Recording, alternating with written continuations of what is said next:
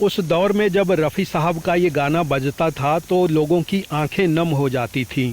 चल उड़ जा रे पंछी के अब ये। जाने माने संगीतकार चित्रगुप्त का कहना है कि मोहम्मद रफ़ी की आवाज़ का सबसे अच्छा इस्तेमाल उन्होंने ही किया है।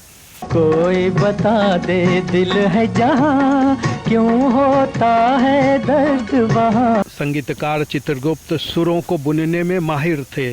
देखिए कैसे उन्होंने इस रोमांटिक गाने में मोहम्मद रफ़ी की आवाज़ को पिरोया है। जाग दिल दीवाना रोते जागी वसले यार की। इस गाने में मोहम्मद रफ़ी का साथ दिया है लता मंगेशकर ने। लागी छूटे ना, हाय लागी छूटे ना अब तो सनम। चित्रगुप्त का अंग्रेजी पर जबरदस्त कमांड तो था ही, साथ ही शास्त्रीय संगीत पर भी उनकी अच्छी पकड़ थी। अखियां संग अखियां लागी आज।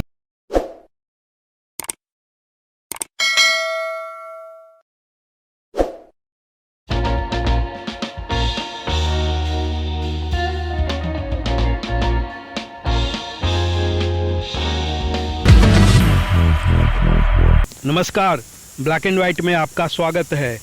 इस एपिसोड में हम बात करेंगे हिंदी फिल्मों में गायकी के बेताज बादशाह मोहम्मद रफ़ी की और उनकी आवाज़ को खूबसूरत धुनों में ढाल संगीत का जादू जगाने वाले टैलेंटेड म्यूजिक कंपोजर चित्रगुप्त की। तीर चला के ये तो न पूछो दिल है कहाँ और दर्द कहाँ। एक खूबसूरत गाने को शक्ल देने में कई फनकारों का हाथ होता है। गीत लिखने वाले का, उसे संगीत में ढालने वाले का और आखिर में गाने को अपनी आवाज़ देने वाले का। शब्दों को गढ़ने की तरह धुनों की रचना भी काफ़ी मायने रखती है। यही धुनें तय करती हैं कि गाने की किस्मत क्या होगी। जिस्म का बोझ उठाए नहीं उठता तुमसे। संगीत के स्वरों के आरोह अवरोह में ऊपर नीचे होते शब्द कुल मिलाकर ऐसा असर पैदा करते हैं कि सुनने वाला उसके आकर्षण में आए बिना नहीं रह सकता। ऐसे में जब किसी संगीतकार को मोहम्मद रफ़ी जैसे गायक की आवाज़ मिलती तो जैसे सोने पे सुहागे का काम करती। संगीतकार चित्रगुप्त को भी मोहम्मद रफ़ी की आवाज़ मिल गई थी। कभी देखी थी बहार, कभी हमसे था।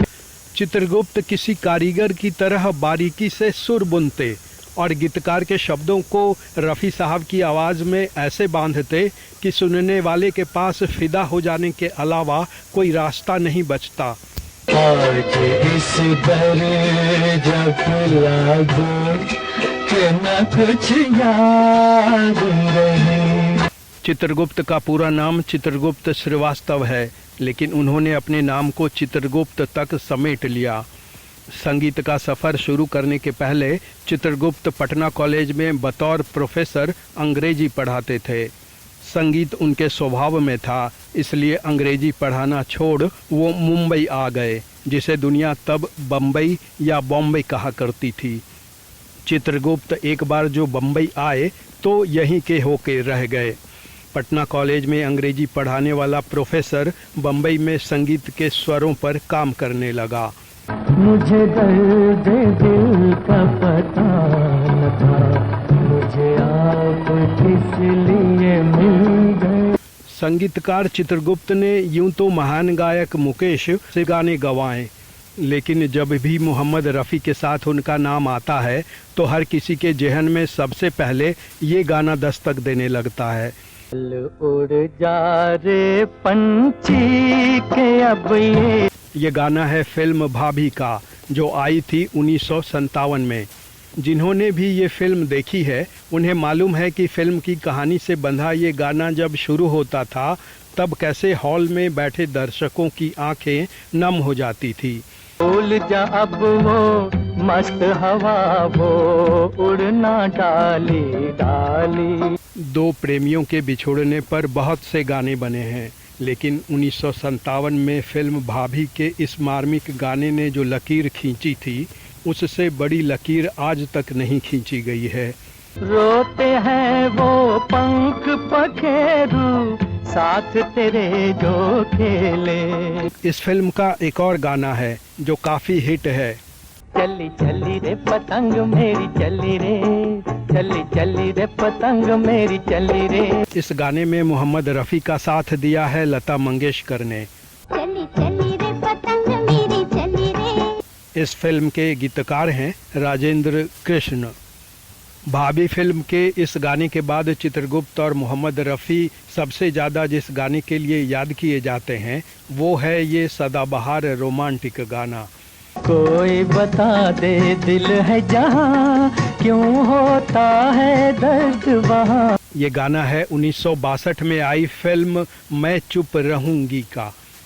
इस रोमांटिक गाने के बारे में जानकारों का कहना है कि चित्रगुप्त को ऐसे रोमांटिक गानों के लिए जरूरी सुरों को सजाने में महारत हासिल थी। वो सुरों को बुनते थे और अक्सर उनकी ये बुनावट बहुत महीन होती थी। आप खुद देखिए। तीर चला के ये तो न पूछो दिल है कहाँ और दर्द कहाँ। इस गाने में मोहम्मद रफ़ी का साथ दिया है लता मंगेशकर ने। कोई बता दे दिल है जहाँ, क्यों होता है दर्द वहाँ। चित्रगुप्त ने मोहम्मद रफ़ी के लिए अनेक हिट रोमांटिक गाने तैयार किए। जरा इसे सुनिए। चले जा रहे थे जुदा जुदा, मुझे आप किस लिए मिल गए। ये गाना है 1965 में आई फिल्म आकाशदीप का।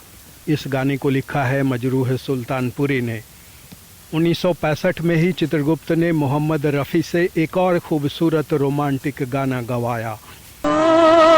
दिल के कुछ लेके प्याम आई है। ये गाना है फिल्म ऊंचे लोग का। इस गाने को भी लिखा है मजरूह सुल्तानपुरी ने।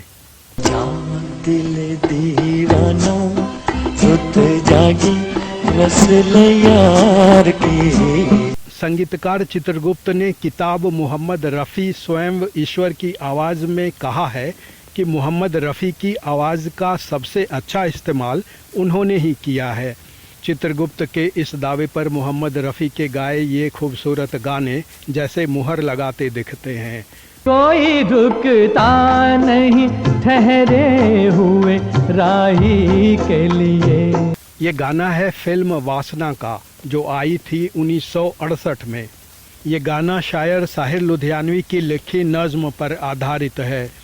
इस गाने के बोल जितने नाजुक हैं उतने ही नाजुक तरीके से रफ़ी साहब ने इसे गाया भी है।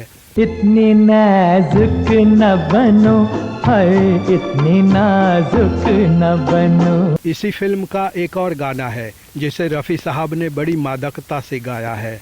आज बस इतनी दुआ दो कि न कुछ याद रहे। इस गाने को भी लिखा है साहिर लुधियानवी ने। आज इस दर्जा पिला दो। संगीतकार चित्रगुप्त का कहना था कि उन्होंने मोहम्मद रफ़ी को एक नए अंदाज में पेश किया है। लागी छूटे ना अब तो सनम। इस गाने में मोहम्मद रफ़ी का साथ दिया है लता मंगेशकर ने। लागी छूटे ना, लागी छूटे ना अब तो सनम। ये युगल गीत है फिल्म काली टोपी लाल रुमाल का जो आई थी 1959 में। चित्रगुप्त ने हिंदी फिल्मों के साथ भोजपुरी फिल्मों के लिए भी खूबसूरत धुनें बनाई। उनके बनाए भोजपुरी के गाने आज भी लोगों को भावुक बना देते हैं। आंसुओं के मोतिया निशानी मोर बाबुला, धार गई हम तोरे पास। ये गाना है भोजपुरी फिल्म गंगा मैया तोहे पियरी चढ़ई बोका जो आई थी 1963 में। ये गाना इस बात का भी प्रमाण है कि रफ़ी साहब हिंदी के अलावा दूसरी भाषाओं के गाने भी कितनी खूबसूरती से गा लेते थे। सोनवा के पिंजरा में बंद भइल है राम, चिरई के जियावा उदास। इस गाने को लिखा है शैलेंद्र ने। इस एपिसोड में आज इतना ही। अगले एपिसोड में आपसे फिर मुलाकात होगी। तब तक के लिए हमें दीजिए इजाज़त। नमस्कार। चल उड़ जा रे पंछी।